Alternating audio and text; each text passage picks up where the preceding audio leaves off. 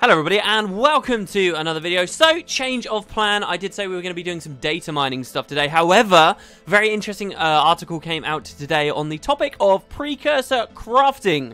This has been a very long-standing thing in Guild Wars 2. The only way to get precursors for your legendary weapons thus far has been through buying them straight up of the trading post at inflated prices, potentially, or rolling the dice and running the Mystic Forge lottery. These have never been something I've been very interested in. A lot of players have been interested in the method of acquiring a precursor to build their legendary weapon in a way that was not RNG and also did not have anything to do with the trading post. Namely, we wanted the idea of building a legendary to actually feel like some long epic quests were actually out there in the world doing stuff. A long time ago, ArenaNet said that they were looking into some kind of precursor crafting system, as precursors, of course, cannot be crafted right now, only acquired out of the Mystic Forge through sheer dumb luck, or dropped off of enemies through sheer dumb luck. But this was scrapped, and this has always been something that people are very sour about. With the expansion, they're finally adding this precursor crafting to the game, and it is going to be integrated with the new mastery system they're showing us for progression beyond level 80.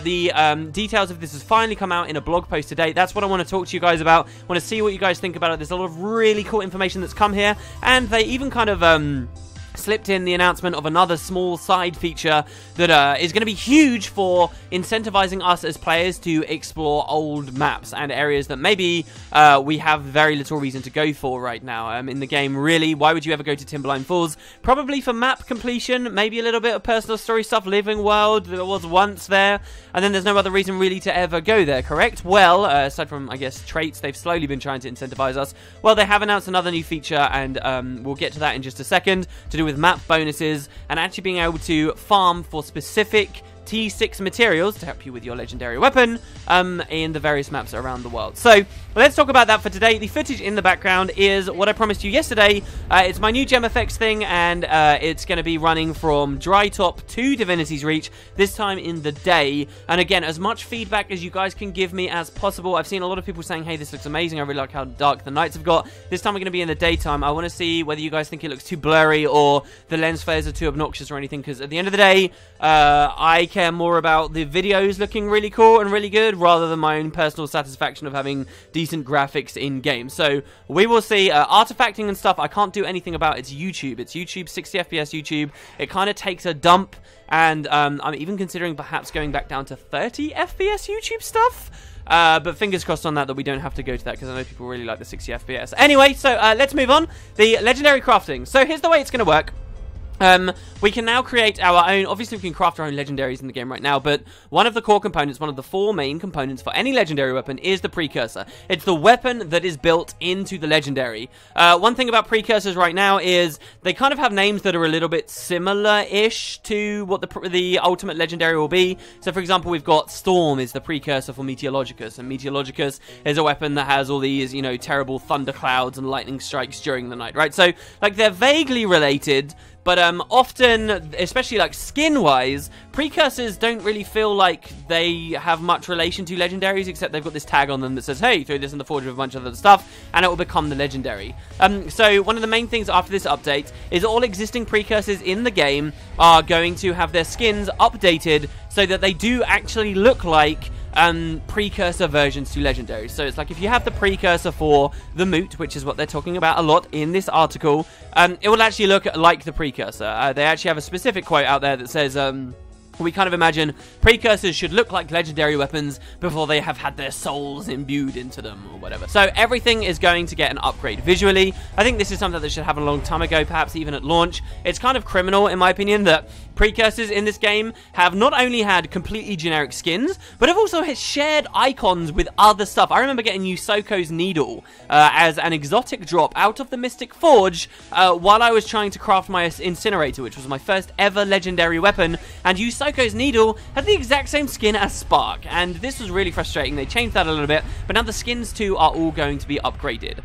Also, as I talk about what they detail in this article, do try to remember, guys, that we currently have 16 legendary weapons in the game, one for every weapon, but when the expansion comes out, they will be doubling this. Every single legendary weapon will have a new one to go for, so there won't just be the Bifrost as an option for the staff. There will be another legendary you can perhaps go for, and because then there's going to be another legendary staff, that means there's going to be another legendary staff Precursor, and so on and so on. So everything I'm going to talk to you about here is kind of in relation to existing legendary weapons and existing Precursors, but this pool is going to be doubled. Let's get out of the sad news straight away. This is probably the most disappointing thing from the article. A lot of it's quite positive, though.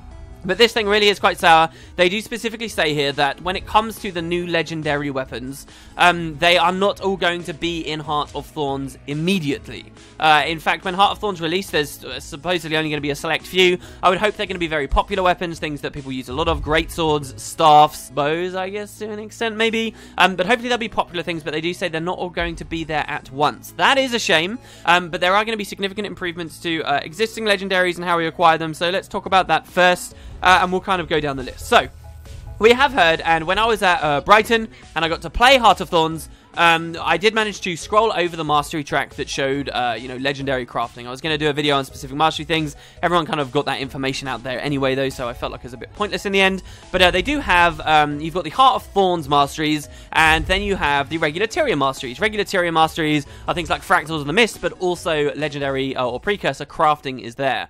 And I'm just going to go step by step. If you are a player who logs into Guild Wars 2 and you decide from nothing that you want to acquire the Minstrel, okay? This is the process this article tells you. As far as I understand it, we will have to go through. First of all, you're going to need to get yourself some mastery points. Mastery points are required from doing a bunch of different stuff around Tyria, completing adventures, completing specific personal story steps, getting map completion, all these things that they've already talked to us about in the mastery blog posts that I've already done a video on. You're going to get your mastery points, then you're going to choose to spend them on a certain mastery track. A lot of people are going to want to spend them straight away when this expansion comes out on things like gliding. Who the hell doesn't want to fly? Or maybe they're going to be, kind of hardcore. Oh, I want to be able to kill the biggest bosses. I want to complete the hardcore end game content. Are they raids or what? I want to do that quickly. So they're going to go for different tracks. Well, there will be some people out there. There will be the crafters out there. And they will say to themselves, okay, I want to spend my mastery points not on any of this stuff. I can put off flying. Instead, I want to put them into legendary crafting. So you're going to spend a point in legendary crafting, and that's going to unlock the track for you. You're not already done. Now you actually need to go around and explore the world and get experience and level this track up. And the higher you're going to push this track as you go through more tiers, the more difficult it's going to get, so the more and more experience you're going to need. Don't forget, this is all tied into the end game progression. But eventually you're going to complete this, and once you have unlocked the first track and finished it, you will unlock for your account a collection. Collections, of course, were introduced to the game quite recently in a feature pack, and so the idea of collections are, if you get a bunch of stuff, like existing collections tend to revolve around skins. If you get all of a certain type of Black Lion skin, the game will give you a further reward. It will give you like a nice bonus of some kind. So by completing this mastery track, you will get the Precursor collection. And so now you may already be wondering, wait, so we complete the first mastery track and a whole bunch of collections will appear there in this new section. We actually do have a screenshot. It should be in the background right now, so you can see we've got rare collections, basic collections, Black Lion collections, and our legendary collections there as well. So what you're going to want to do is go to a vendor that they describe. They say that it's someone called the Mastery Vendor. We don't really know very much about them. The fact that their name is Mastery Vendor, quite a generic term, suggests maybe they'll sell some other stuff. But you're going to go to this Mastery Vendor, and by speaking to them, you can unlock a collection. So let's say we're going for the Minstrel. We will now have the Tier 1 Minstrel Collection. And you can see then on this large grid of many different activities you have to complete. Items, perhaps, that you'd have to acquire. We get an example screenshot here in this article of not even items you have to acquire, but just things you have to do. So one of them is dance in front of Queen Jenna. Think of it this way, that once you get this collection unlocked, you're going to have this whole grid of different tasks and things to complete, almost like each one is a quest in and of itself. And already this is a ton of different things to do throughout the game. If you think about the fact that there are so many different legendary weapons available there, and each one is going to have a collection associated with it, and each collection is then going to have a whole bunch of different activities. These are many, many, many things to do all around the world of Tyria. All things that are going to incentivize us to go to maps and instances and areas beyond, with more motivation than just the idea of, oh, hey, I'm doing this for map completion, which is all Guild Wars 2 really has through a lot of its areas right now. So this is a very exciting idea.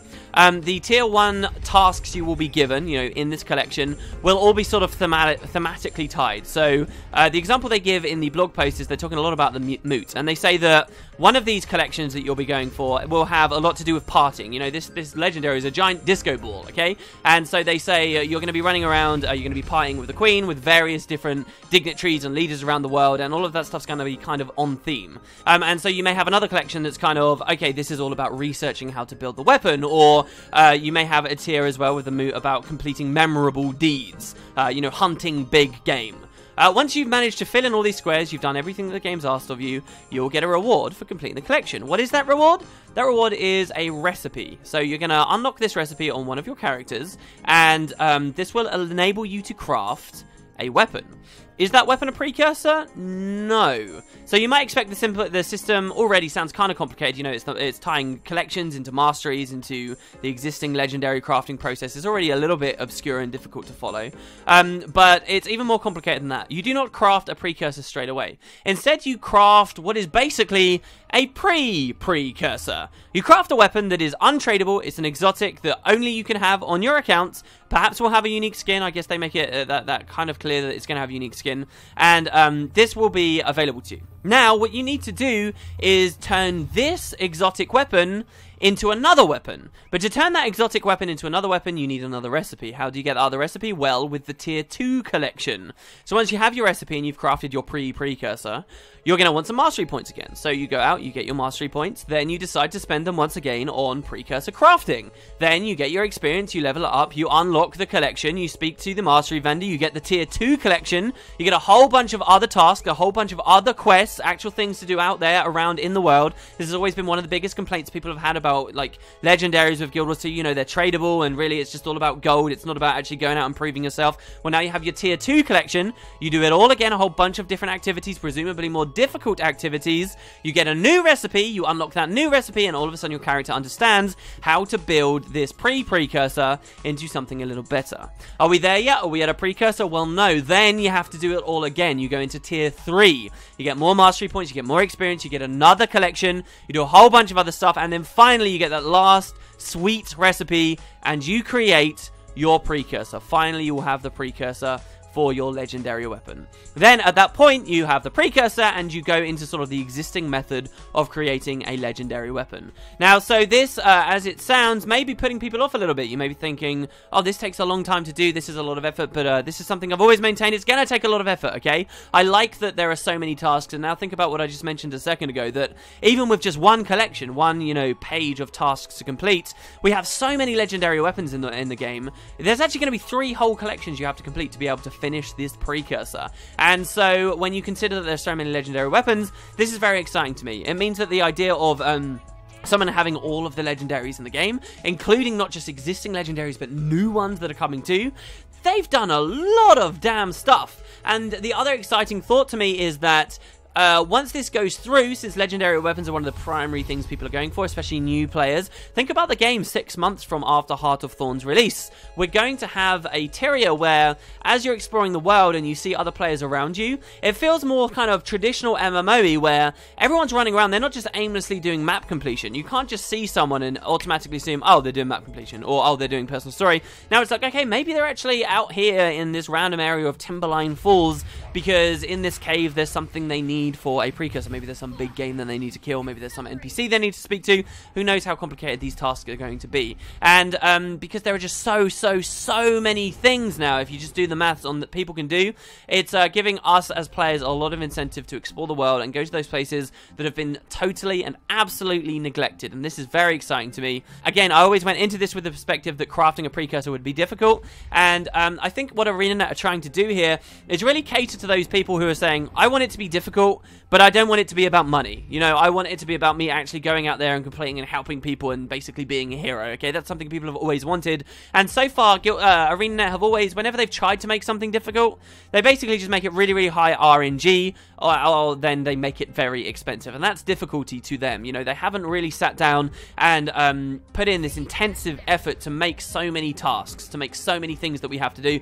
because obviously that's very difficult design and that's arduous. But that seems like what they've done for precursor crafting. And because legendaries are such a big part of end game of what we want, I think it's really cool that they seem to have gone this whole haul. So we've got 3 tiers that we have to complete before we can finally get our precursor. there are some stipulations to this system too. Do consider as well, they are not removing the existing methods of getting a precursor. You can still get lucky. You can still get lucky and get friggin' a dusk drop from a random mob in Twilight Arbor, a random chest in Twilight Arbor, or from killing the Vine Wrath, as a friend of mine has experienced. That can still happen. So, what place do these existing methods have? Why are they still there? Why do we care about them? Well, you will only be able to craft one precursor through this whole long process I've just described to you. So, let's say you want 2 incinerators. Now, also, let's consider that since the wardrobe system has come in the game, and since ascended weapons are in the game also, the number of players who really want 2 incinerators are probably quite low, especially people who don't care about the title Twice Told Legend. The only utility you get out of having 2 of the same legendary weapon is the ability to swap both of your dagger's stats at will.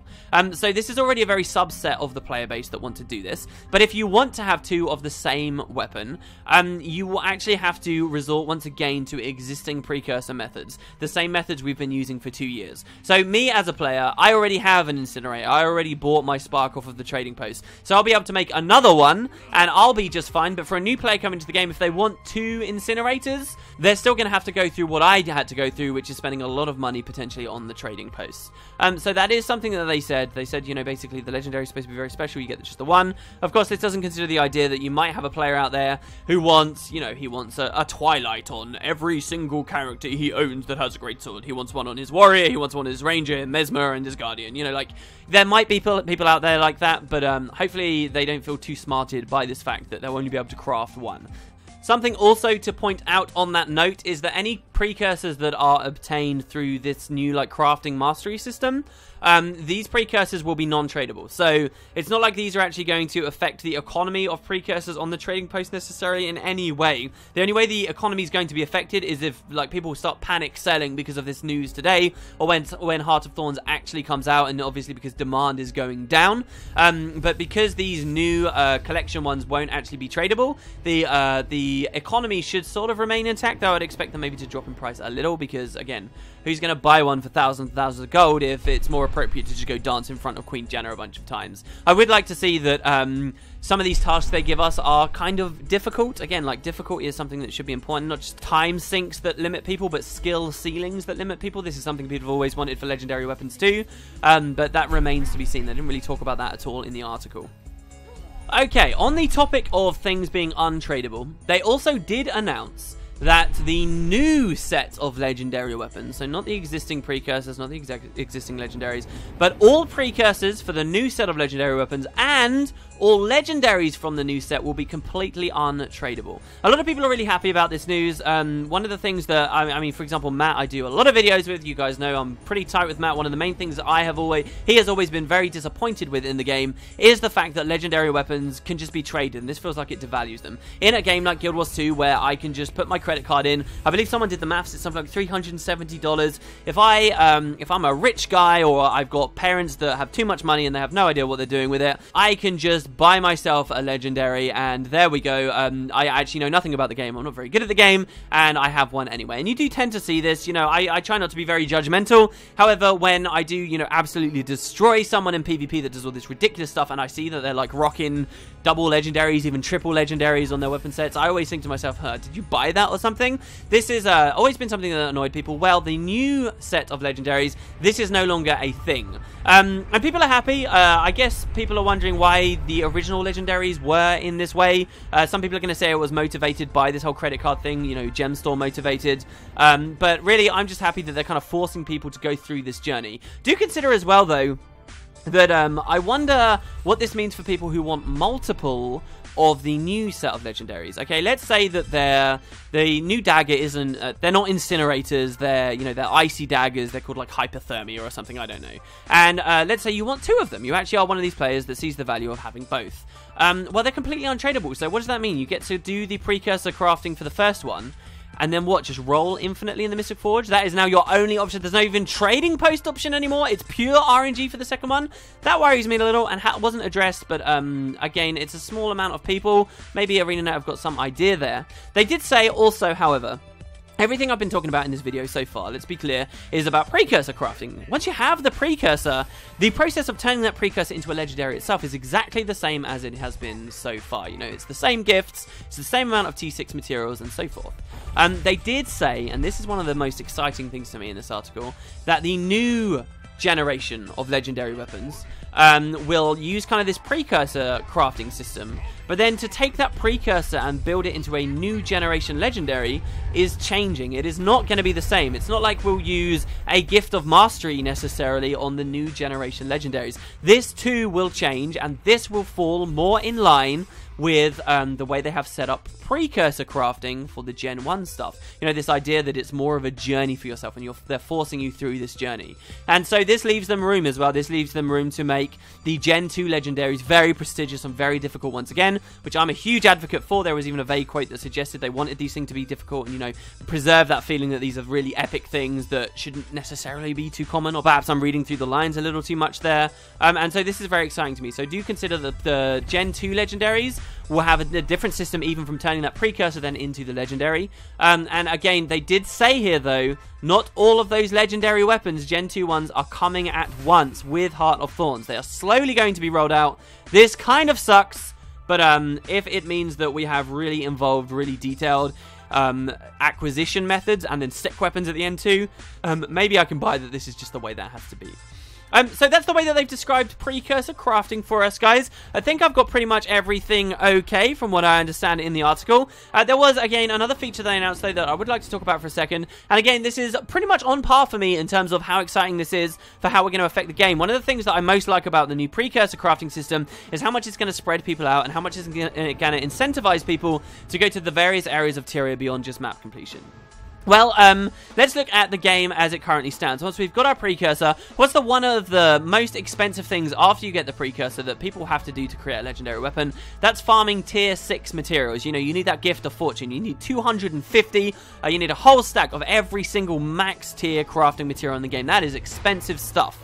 And unfortunately, Guild Wars 2, unlike many MMOs, because of the way they deal with their loot tables, has never been a game where you can really feel good saying, okay, I want armored scales, I'm going to go to a place with loads of Barracuda and I'm going to farm the poop out of them. You know, I do think there is a place for this in MMOs, and I do miss that Guild Wars 2 doesn't have this. I have tried on many occasions to farm specifically that Barracuda for armored scale. I have tried to do like the South Sun farms for powerful blood. I've tried going for specific materials, and you know what? It is not rewarding, and it always kind of pains you to know that, hey, you could just be doing a dungeon sweep. It's way more entertaining and varied in the content you're playing, but also just the sheer amount of money you get way outweighs trying to farm for specific materials, and then you can just buy them. This is how Guild Wars 2's always been, and I think that kind of sucks. I think it sucks because when I'm a low-level player running back through the game, I don't just find random people in random areas killing stuff, and, you know, they've got their story about why they want to be there.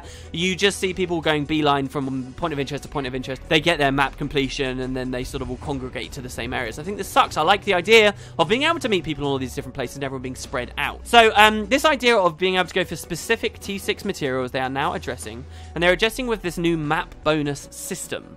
So they say that once Heart of Thorns comes out, every map in the game, starter maps excluded, because they don't want to affect the balance. You know, they're already well-populated areas. There's already a lot that people need to learn while they're in the starter maps. They say that starter maps excluded, there will be bonuses for exploring various maps, and these bonuses will be on rotation. And so they say, I'll give you guys some specific quotes here. They say, with Heart of Thorns, most explorable maps will have an associated set of bonus rewards that rotate on a regular basis. They say that by completing events, jumping puzzles, and mini-dungeons in a map, you'll be periodically awarded with one of its associated bonuses in addition to the normal rewards. For most maps, the bonus reward will be crafting materials. And they also say that, if you're not exactly clear on what they mean here, they say that the Silver Waste and Dry Top were kind of precursors to this idea. Think about what happens in Dry Top anytime you complete an event. You don't just get the experience and the karma and the gold, which most people don't care about anymore because many of these currencies have been devalued and the gold you don't get doesn't mean very much. But you also get that bonus chest, right? You get that bonus chest. If you're in Dry Top, you get geodes. The amount of geodes you get varies, depends on how well the Favor of the Zephyrites is doing. In the Silver Waste, you're going to be getting badges of honor. There's always that bonus chest. Imagine like that bonus chest system, but across all maps in the game. And depending on the map that you're in, aside from starter maps, depending on the map you're in, you're going to be getting different materials. And specifically, you'll be able to get tier 6 materials from this. So think about the way you run into Dry Top, and if you want lots of geodes for your Ambrite weapon collection or whatever, which I recently completed myself, you want to do the events because you want that bonus chest. Well, now, what if you want loads of powerful venom sacks? Well, you know that there's a specific map out there in Guild Wars 2, and you'll run around doing events in that map, much like how you run around doing events in Dry Top and the Silver Wastes, which is very exciting to me, because that incentive that you do feel in Dry Top and in the Silver Wastes is not there for the other maps right now, and it will be there. And I'm not saying that there'll be a small bonus chest that appears. They make it sound like it'll be a bit more streamlined than that. Specifically, they say that once bonus like map rewards come out, Dry Top and the Silver Wastes are going to kind of move over to that system too.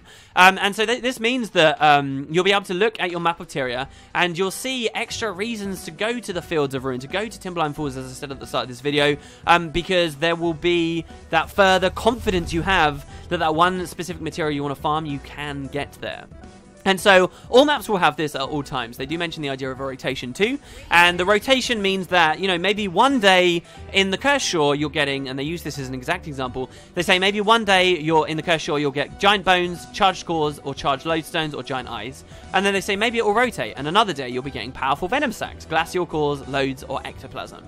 And so how we'll actually get this information, we'll know what is on rotation and stuff, I don't know, but this is really, really, really cool. This means that not only we've got a cool way of developing our precursors now, but even once we've got our precursor and we want all of these tier 6 mats, it's no longer just, oh, find the activity that gives you the most money and nothing else matters. It's, hey, you can go farm specific materials in specific areas. You know, one of the most exciting rare collections I've completed in all of Guild Wars 2, and I've done a lot of them now, was the Ambrite weapon one, and it was the luminescent gear one, because it was actually encouraging me to go to a specific area and do specific stuff, rather than constantly thinking, where do I go for the most money all the time, which is pretty much what dominates Guild Wars 2. So that's really cool. I love the idea of the map bonus system. I love the idea of the new precursors. I get that it's a little bit convoluted, it's a little bit long, and it does suck that not all the new generation legendaries will come out as soon as Heart of Thorns releases, but pretty much everything in this article I was super excited about, super happy to read, and I'm happy to share it with you guys. Hopefully I explained it quite well. If I made any mistakes, let me know. But I think overall we should be okay, and this is going to be huge. This could even encourage me to start making a whole bunch of legendaries I never cared about before, because the precursor was always the biggest issue. I hate RNG, and I hate spending thousands of gold all at once, you know? And now I won't necessarily have to do that. Instead, I'll get to go around and explore Tyria, complete a whole ton of different activities and events, and yeah, it should be pretty cool. So there you go. Thanks very much for watching, guys. Hope you enjoyed the video, and tomorrow, as long as there's no extra bonus news, we'll get to the data mining stuff, where there's a lot of goodness there too. You guys are having a great day. I'll see you next time.